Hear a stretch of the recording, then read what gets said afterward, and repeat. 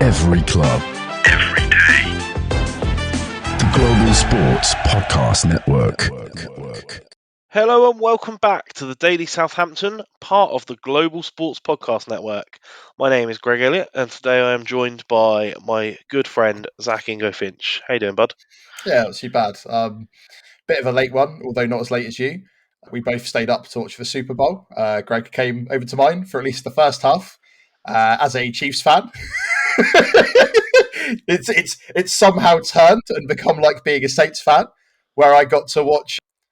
Yeah, there sure was some sport happening. Not on my team. Right, as an Eagles fan of many years, I thoroughly enjoyed it. I bet I you don't know did. what you're talking about. And yeah, you were lucky enough to have the morning off. I was not, so we decided to call it a night early. You got to enjoy the rest of the Super Bowl in peace at home. We both got to skip the halftime show because I don't want to watch 45 minutes of a concert. Take that as you will. So yeah, I'm tired. It's Monday when we're recording this, and I'm ready to talk about a sport that completely ruins my life, but is a different one to the one I watched yesterday. Oh, look, mate, it's the return today of everybody's favourite day of the week. We have skipped it for an entire month while we tried to cobble together enough transfer information to fill in episodes. But it is the long sought after return of Tactics Tuesday. And in true tactic episodes fashions, I don't want to talk about the Burnley game at all. to be fair, does anyone apart from Burnley again? Like I know not to derail us completely as we start. I will start with the quote from was it John Joe Shelby who came out and said, "Well, the thing is that just doesn't look like they're going to score when they're in our half, so it doesn't really matter." And it's like we've been talking about that for weeks. How we get into that final third and it goes down like a lead balloon. And the problem was, I always thought, well, if we're picking up on it, surely the players on the opposition team are. And, we knew they kind of did. It's the first time that, like, to throw back to a earlier time in both Greg and mine's career, not in podcasting, but in our actual careers, there was a time that the Saints players came to our workplace and gave a bit of like a fans forum thing, and much despised Saint Wesley Hoyt came in. And he was asked the worst team that he's played against. I don't know if you remember this story, Greg. I It do. was a good friend of ours, Grieg, who asked him, what's the favourite, like, what's the worst team you've ever played against? And without even missing a beat, he just said Everton. And they're a bit beep. You can fill in the blank with whatever swear word you consider to be appropriate. However, immediately getting told off by the player liaison officer that was with them to not say things like that or mug off opposition completely. But it's very much kind of felt like, well, they're all saying what we're all thinking. Yeah, and they're not wrong, and that's the upsetting part. Yeah. And look, it was a woefully disappointing performance, and a lot of that, in my mind, does come down to the tactics. And we've talked before on the show about philosophies in football, and it is Big abundantly fans. clear that my opinion on that is that they're not great. Now, obviously, to be a manager, you have to have a philosophy and impose it. And we are learning quickly what Ivan Juric's philosophy is on football. It was when he was brought in, it was said that he likes aggressive, high pressing football. But actually, what that has translated to on the pitch is man for man marking in the defensive element. And that is, it's a system that's, I don't want to say outdated or past its best, but it's not one we see very often in this country anyway, as the style of football. Games tend to be much more possession based or much more aggressive on the press and on the counter. And a man-to-man approach, I guess traditionally, it's more like you would see in a five-a-side game, right? Like you just pick a man and stick on him. But what that leads to is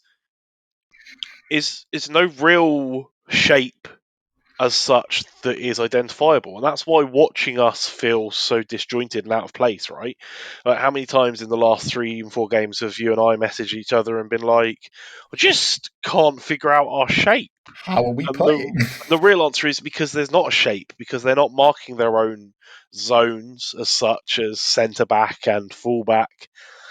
And in its own respect, that's probably why we saw the strange team lineup with one centre back and 4 fullbacks. Because if you think about traditionally in the almost zonal style of play, the job of a fullback compared to the job of a centre back, the job of a fullback is much more closely aligned to man marking, because you'll be running up and down the wing, sticking on whichever player you are playing against. It becomes more of an individual battle, whereas your job as centre back is just don't let people through, regardless of who it is.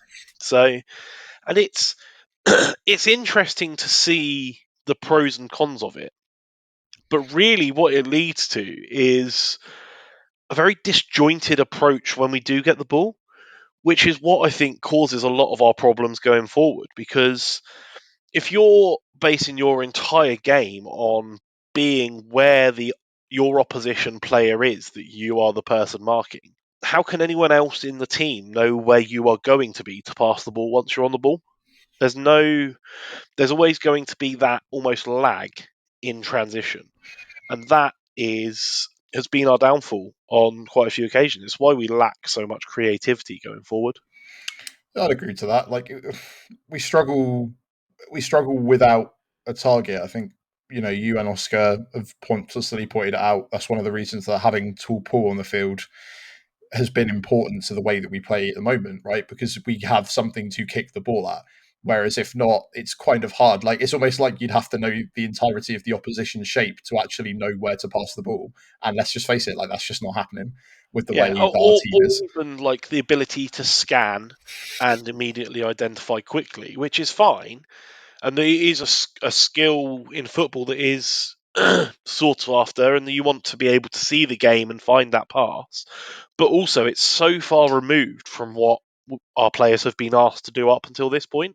And I think a lot of that is why a lot of the players that suited Russell Martin's style so well are really struggling, because that's not the skills that they have honed and worked on. They're not used to having to look and scan and decide in the split second what pass needs to be made, because their system was much more regimented. It was, the set, oh, well, this player needs to run in towards the goalkeeper for this short ball, and then they'll immediately ping it left or right to the other player who's in their designated spot. And it's interesting because different doesn't mean worse. And I think that it could be really effectively used. It's just so far hasn't been. But I'm going to come on to that, and if I think that will turn around Yeah, I got some after questions on that. So our partners at Zencastr. So, here at the Global Sports Podcast Network, we spent a lot of time selecting our delivery platform, and Zencastr came out the clear winner. With 4K video recording from your phone and AI editing that automatically removes all those ums and ahs, it's super easy to start a podcast that sounds great and is delivered efficiently. If you're ready to tell your story, check out the link in the show description and learn more about Zencastr. Okay, mate, so you had some thoughts on that. yeah, so the thing is, and this is obviously a question I think quite a few people have asked, is that does it make Juric the right appointment with the players that we have? Because he must have some confidence in his own abilities that he can get all of the players playing like that. And you saw after Martin went that they sort of enjoyed the creativity that they kind of felt unchained. That lasted all of about 2 minutes. Again, we need to accept the fact that our new manager bounce was a 0-0 draw against Fulham, not even under our new manager. That was our new manager bounce. But one of the things that I think about in regards to that is that they must have taken time. Well, I'd like to think they've taken time to select him. They must have understood that trying to shift rapidly from one complete style of football to another is not going to be viable to get anything out of the season, and it will take a while to grow. So, in my head, is it like they kind of have given him free will? I think this boy was down in my head to that question around what is the Southampton way. And if, as you said, every manager is going to come in with a philosophy. So I would like to know how you think it's going to work out and how you think it's going to be successful. Because with the group of players we currently have, they're struggling to adapt to the changes, and like the basic changes, let alone such a drastic change in the way that they kind of clearly play. And you're seeing that because we're ending up with these sort of really dull affairs where we should have quote unquote heavy metal football. We don't have that. And then a lot of blame seems to be being placed on Juric not wanting to play them in an exciting way. But it sounds like in your mind, it's because of the fact that they're struggling to play his way, as opposed to actually, because of it. Is that a fair assessment? Is it just that the players themselves are the problem? I think that that's partially true. If you look at the Burnley game as an example, it was, if we're being honest, a heavily rotated affair. It wasn't the 11 that we've been playing that style with to point. And you're right, we didn't have the outlet in Tall Pool. Now, perhaps optimistically, I hope that the philosophy and approach is slightly more deep than, well, we need Tall Pool on the pitch for someone to kick a ball at, right? That's As a starter, though, it seems to be something yes, they I need, think that's what it clearly. is. That is the almost the starting point. But I think that we do have the players to do it and come good. It just takes time. I think that actually what we saw with the lack of movement in the transfer window is almost exactly what you said. It is an acceptance that this remainder of the season is the transition period. It means that we should go into a position in the championship in a better position for having gone through that instead of having to do it at the start of the season. Now, there's still going to be personnel changes for sure. That's inevitable. But I think that if he can set his vision in place and get the players behind it and get them opening up to that system and into that creativity, there's hope that we can potentially keep some of the players that we might consider that are effectively gone, because it is freeing the players up to get back to what got them to the table and being able to play football, right? And I've said that it's more commonly seen approach in five-a-side football. That's because that is like the rawest form of football, right? It's you just five guys go out and play football like they know how to play football. And it's it's interesting because it actually, a player like Taylor Harwood-Bellis, it really plays to his strengths because he likes to progress forward with the ball and make a like long cross-field ball pass, and sometimes they're a bit waylay, sometimes they're not as accurate, sometimes it leads to an issue, but he is a player that enjoys that outlet, and so he is a player that should thrive in this man-to-man system, despite being a centre-back, which is probably a position that would more commonly struggle. But because he's got the freedom and ability to track his man back into the middle of the field and be in that position for transition, he's the sort of player it suits. Which I guess arguably is potentially why we're seeing Bella Kotchap left out, because from what I recall of him, from the when he played for us in the relegation season, he was a much more traditional centre back who was willing to dribble the ball forward and make a pass, but when he was defending and in his layout, was wanting to be that last man to make that tackle, which is why you saw him being prone to a mistake and prone to a brash out, lash out sometimes, and the occasional red card, because he wanted to be the defender making those plays because that's where he was comfortable, which is probably why we won't see him get a chance under Juric, because that doesn't suit, because man to man is a completely different ball game. It's not you have your position and you stick to it. It's you might be at centre back at one point, even though your technical position is striker. But when we transition, you need to get to where you need to be. It just becomes a lot more based on instinct, I think, which But might be a concern with the players we've got for I the was going rest to of the say, season. is that going to be? No, I don't like to say it. Is that going to be something where maybe Jack Stevens comes in again? Because I think of him in that sort of way, is that he's always been a player that will happily go on the attack off the back of again, like he has been in the box before, and he has been a centre back that, does his own thing a little bit. I think that my worry with this is that we didn't manage to train the silly errors out of them in the Championship. We've definitely not trained the silly errors out of them so far this season. And since Juric has come in, we're still seeing the same silly errors that have lost us games.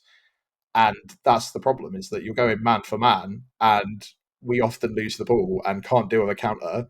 And then you end up having them sort of fall back into this mindset of, well, I don't know, I'll try and play like I used to. And then you have the goal against Burnley, where basically, because they're all playing in these weird positions and not really paying attention, that ball kind of just went into them without really a lot of contesting, to be perfectly honest. You could see that they were kind of left, oh, well, I'll leave it because he's got him, and I'll leave it because he's got him. I'll leave it because, oh, it's in the net. So yeah, I guess, I don't know, who other than Taylor Harbour-Bellis, who else do you genuinely see could thrive in this system? I guess is my question. Well, I've got 3 or 4 examples, and I will touch on them after a message from our partners at the Global Sports Podcast Network. The Global Sport Podcast Network is changing the face of football podcasting with dedicated daily content for every Premier League team, women's football, fantasy football, and a daily Premier League wrap-up, broadcasted in 5 different languages. This is your one-stop shop for your daily football fix. Find GSPN wherever you find your usual podcasts. Okay, so yeah, we're back. There are a few players I think can thrive in the system. Kyle Walker-Peters is one that I don't think will struggle with that transition. I don't think has either. But that's because even in Russell Martin's system, his creativity and ability on the ball to make those opportunities is what is his core strength. So there's not really a lot of change for him. And in fact, in a lot of Russell Martin systems, although he would technically be playing on the left or on the right, he would be provided the extra cover and the freedom to go and do whatever he felt was best because he is the player who has that ability. I think Matty Fernandez, I think that style suits him. He's, again, quite progressive and aggressive.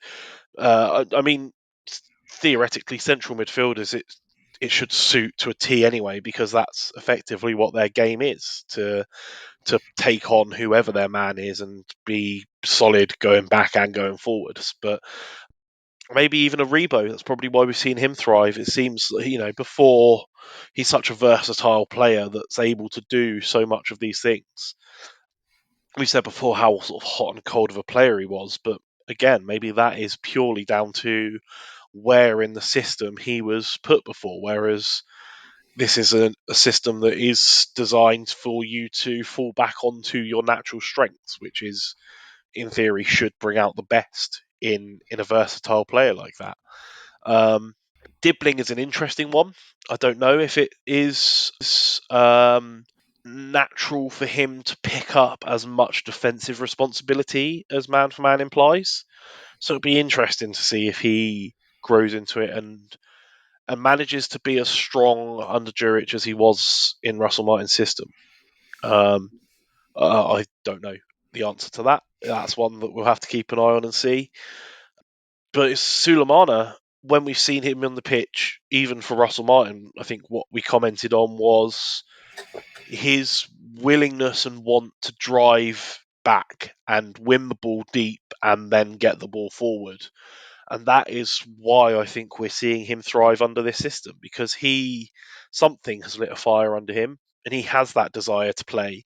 And now he is running for the ball and moving about in ways that we have not seen from him in a couple of seasons. And that is exactly what the system's all about. He's getting about wherever he needs to be and is looking to be going forward and be the out option that if the ball bounces off of Torpal's head or stray off of a defender, he will want to be in the position to pounce on that and capitalise. And we've seen that, and that's created the goal for us for our win against Ipswich. That was exactly what happened. The ball bounced off of a player. He was there, was willing to take the player in front of him on, dribbled round him, cut inside, took a shot on target that was powerful enough that the keeper couldn't quite deal with it, and it thankfully fell to Torpal to do the rest.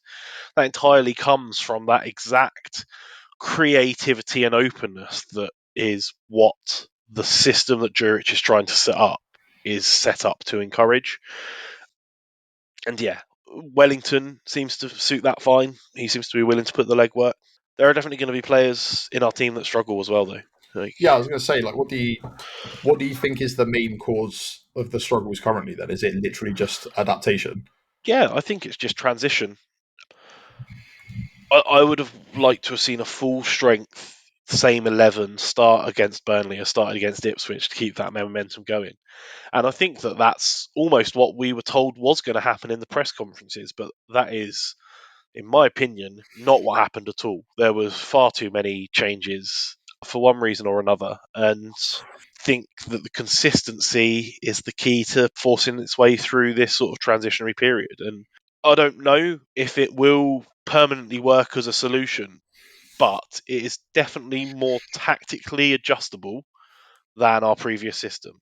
There is more than one plan to it. The plan is not just stick to the same man the entire time. That is not the essence of the man for man system. There's still some elements to it of drop back into your shape and pick up the man closest to you, and that's the man you'll stick with. It's dynamic, and it can be changed to force to not think of it so negatively as to stay with that man, as it can be as to, well, you need to be in this position to create this problem for your man and push him into a position he's uncomfortable for. It feels a lot more versatile and dynamic, or it has the potential to be more versatile and dynamic, let's say.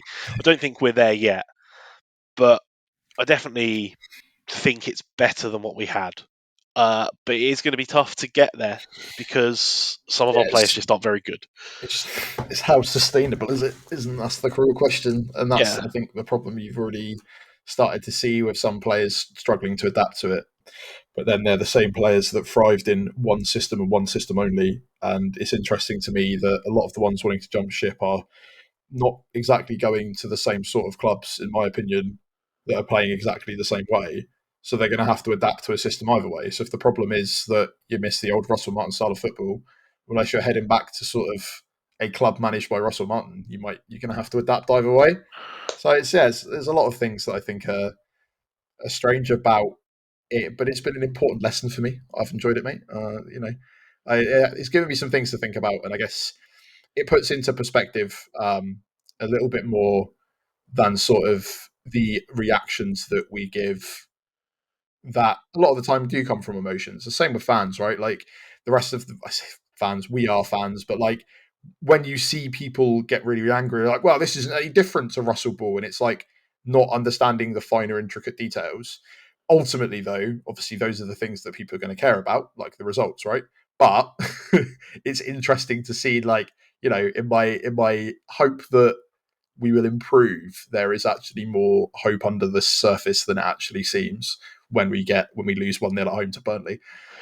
exactly that, right? The emotions are raw. We're disappointed at the performance, but we know and have known for a long time that our squad is not deep in quality. We do not have players that can come off of a bench and impact a game, particularly. If we do have players that can come off a bench and impact a game, it's because a player who wouldn't come off the bench and impact a game has already been on the pitch. And it's, as well as that, we're contending with injuries and niggles and adjustments to attitude and a new system, as well as the transition. It's never going to be easy when you have been in such a regimented system and immediately have to change to any system, especially as one where it's quite so different. But the promise of Juric's system is that it benefits the ability of good footballers being able to play football in a creative way. And so there is hope that we can build upon it. And as the team starts to gel better, that we will see more of it and, you know, push on and get something in the season. I think genuinely now I feel that I don't feel like 12 points is like our season done. Like I feel like there's more in the season for us than that. I don't think that it's enough to push us to a miracle savior. I'm not pushing that agenda by any stretch of Who the knows? Unless imagination. every other team just lose now. All three teams above us lose every single game until the end of the season. Yeah, or two of the teams above us lose every game. We win enough, and Man City get a massive points deduction. Yeah. Who knows? That's some point this week potentially. So that'll be interesting. Yeah, but look, I think that it has the ability as a system to bring back enjoyable football to watch, and I think that most Saints fans at this point would settle for that the rest of the season. Yes.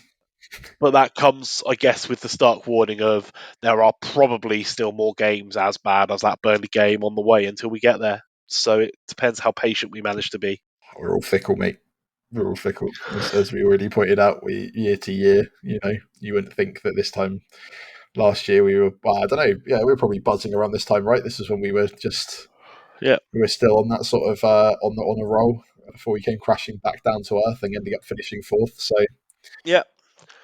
but this concludes the part of the week that has started my journey back to optimism as we head to look forward to the weekend, and our game against Bournemouth. Right, Bournemouth this week. Good, fun times. So as ever, Zach, thank you very much for joining me. Thank you, mate. Thank you everyone for listening. If you like what you've heard and think we have some good opinions, give us a follow. You can get us wherever you get your podcasts. We're on all the social media: X, Blue Sky, Instagram, TikTok, Facebook. We've got a new Facebook page. Go and give us a like over there. We're on the Global Sports Podcast Network YouTube channel. You can check out all of the other podcasts from the Premier League daily teams and the full Premier League wrap-up teams. Go and give them a like and a listen if you like that sort of thing. We look forward to seeing you tomorrow, where we'll be back with a wildcard episode for the week. And we look forward to seeing you then. Thank you very much. Every club, every day. The Global Sports Podcast Network.